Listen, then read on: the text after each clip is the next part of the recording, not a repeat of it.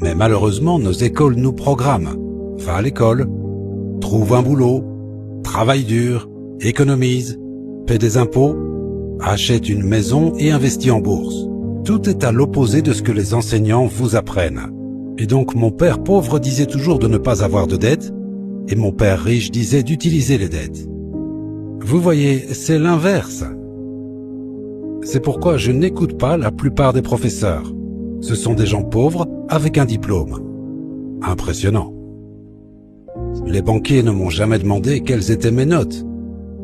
Les banquiers ne m'ont jamais demandé à quelle université je suis allé. Les banquiers veulent voir mon état financier. Mon état financier, c'est ça mon bulletin de notes.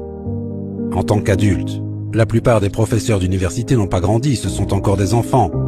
J'ai un doctorat, j'ai un doctorat, j'ai un doctorat. Berk, j'ai un état financier. Alors qu'est-ce qui s'est passé en 2008 quand les marchés se sont effondrés? J'ai emprunté 300 millions de dollars. Pourquoi? Parce que tout l'immobilier s'était effondré. Alors on a pris mon état financier et on l'a montré aux banques.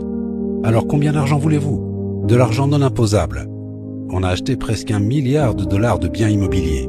Parce que ça s'était effondré. Alors quand je dis aux gens que le marché s'effondre, je suis excité. Parce que tout est en solde.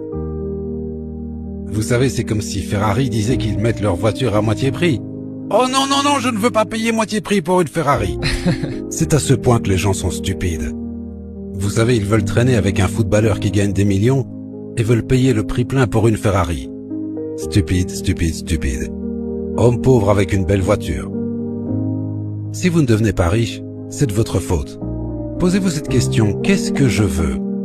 Qu'est-ce que vous voulez les gars? C'est ça la question. Il y a des opportunités partout. Un enfant pourrait se tenir dans les bidonvilles de Mumbai avec un téléphone portable et devenir milliardaire. Si c'est le désir qu'il a en tête.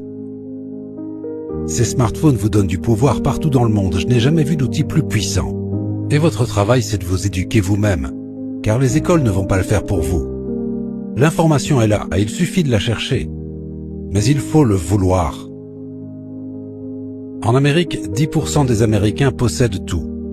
Et la raison pour laquelle il y a un tel écart est que nos écoles nous apprennent à travailler pour ça. Allez à l'école.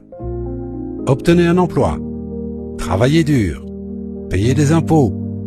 Économisez. Achetez une maison. Et placez votre argent en bourse. Je ne touche à rien de tout ça. Il n'y a rien de mal à acheter une maison. La différence, c'est que j'utilise la dette pour l'acheter. Et je ne paye pas d'impôts. Ce n'est pas la maison, ce n'est pas l'action, ce n'est pas l'obligation, ce n'est pas l'ETF. Le problème, c'est votre mentalité. La plupart des gens, vous allez à l'école et vous apprenez à ne pas faire d'erreurs. Si ça, c'est pas stupide, comment un bébé apprend-il à marcher s'il tombe et qu'on le punit? C'est vraiment des écoles stupides pour les gens stupides. C'est ok d'apprendre à lire, écrire et faire des maths, vous devez apprendre ça. Si vous voulez être avocat ou si vous voulez être médecin, continuez vos études. En dehors de ça,